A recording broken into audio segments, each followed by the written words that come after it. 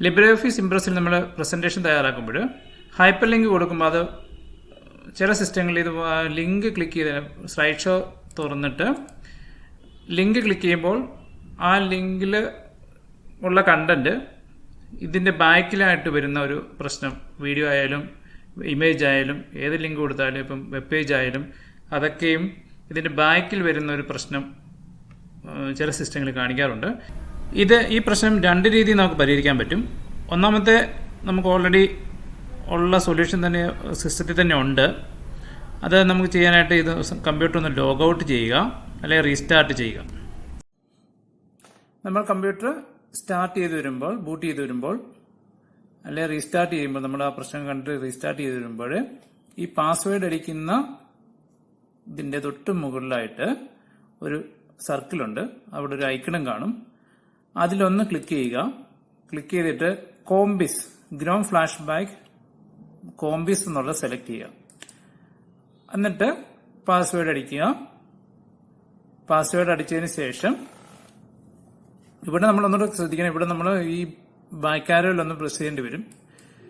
അതിനുശേഷം password type ചെയ്യുക. അതിനുശേഷം എൻ്റർ കീ പ്രസ് ചെയ്യുക. ഇവിടെ നമ്മൾ പ്രസ് ചെയ്യാനൊക്കെ ഈ മൗസ് വെച്ചൊക്കെ ക്ലിക്ക് ചെയ്യാൻ പോകുമ്പോഴാണ് ചിലപ്പോൾ അതൊക്കെ മാറിപ്പോകുന്നത്. അപ്പോൾ അതുകൊണ്ട് തന്നെ നമ്മൾ എൻ്റർ കീ പ്രസ് ചെയ്യുക. അപ്പം എൻ്റർ കീ പ്രസ് ചെയ്ത് കഴിയുമ്പോഴും ബൂട്ട് ചെയ്ത് വരും. അതിനുശേഷം നമ്മൾ ഇംപ്രസ് എടുത്തിട്ട് ആ ഹൈപ്പർ ലിങ്ക് ക്ലിക്ക് ചെയ്യുമ്പോൾ അത് ശരിയാവാറുണ്ട്. കോംബിസ് സെലക്ട് ചെയ്യാൻ പറ്റിയിട്ടുണ്ടെങ്കിൽ അത് നമുക്കങ്ങനെ പരിഹരിക്കാവുന്നതാണ്. കോംബിസ് എന്നുള്ളത് നമുക്ക് സിസ്റ്റത്തിൽ കിട്ടിയില്ല എന്നുണ്ടെങ്കിൽ നമ്മൾ റീസ്റ്റാർട്ട് ചെയ്ത് ലോഗിൻ ചെയ്ത് വരുമ്പം അവിടെ ലോഗിൻ വിൻഡോയിൽ ആ സർക്കിളിനകത്ത് ക്ലിക്ക് ചെയ്ത് കോംബിസ് എന്നുള്ള ഓപ്ഷൻ നമുക്ക് കിട്ടിയില്ലെങ്കിൽ ഇനി ഉള്ള മെത്തേഡ് നമ്മൾ സ്വീകരിക്കുക.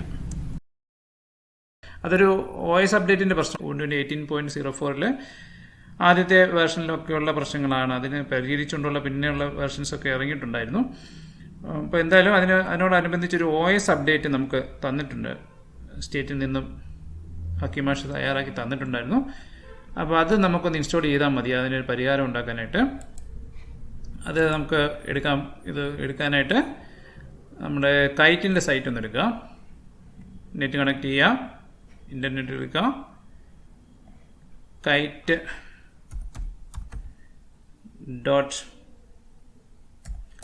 kerala.gov.in എന്നെടുക്കുന്നു. അവിടെ കൈറ്റിൻ്റെ സൈറ്റിൽ സർവീസസ് എടുക്കുന്നു. സർവീസസിൽ ഇതിങ്ങനെ നോക്കുമ്പോൾ ഇവിടെ ഇത്രയേ ഉള്ളൂ. പക്ഷേ ഇവിടുന്ന് കുറച്ചുകൂടെ താഴോട്ട് പോകാനുണ്ട്. അവിടെ ഇങ്ങനെ പോകുമ്പോൾ താഴെ ഇതൊന്ന് ശ്രദ്ധിക്കുക. താഴെ ഡൗൺലോഡ്സ് ഒന്ന് സെലക്ട് ചെയ്യാം. അപ്പോൾ ഡൗൺലോഡ്സിൽ കുറേ സോഫ്റ്റ്വെയറൊക്കെ കിടപ്പുണ്ട്. ഗ്നൂ ലിനക്സിൻ്റെ അതായത് ഉബുണ്ടുവിൻ്റെ ഒക്കെ പുതിയ വേർഷനൊക്കെ കിടപ്പുണ്ട് അതിനകത്ത്.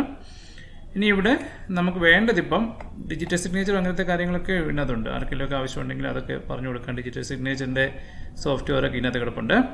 ഓക്കെ, നമുക്കിപ്പോൾ അത്യാവശ്യം OS അപ്ഡേറ്റ് എന്നുള്ളതാണ്. OS അപ്ഡേറ്റ് ഒന്ന് ക്ലിക്ക് ചെയ്യുന്നു. എന്നിട്ട് അത് സേവ് ചെയ്യാം. നമുക്ക് കമ്പ്യൂട്ടറിലേക്കൊന്ന് സേവ് ചെയ്യാം.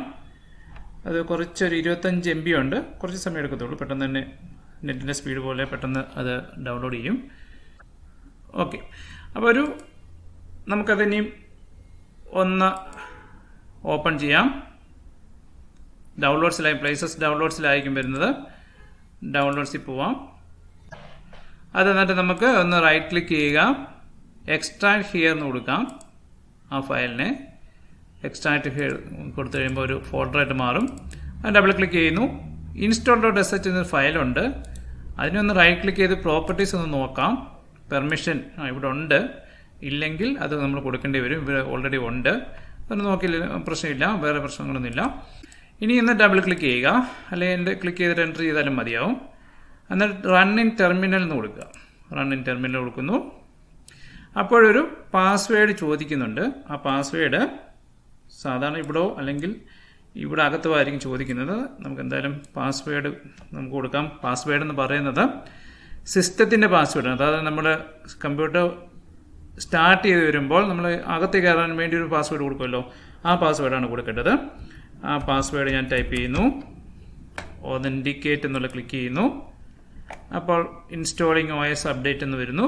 കുറച്ച് സമയത്തിനുള്ളിൽ അതങ്ങ് അപ്ഡേറ്റ് ആകും. അതുവരെ നമ്മൾ വെയിറ്റ് ചെയ്യുക.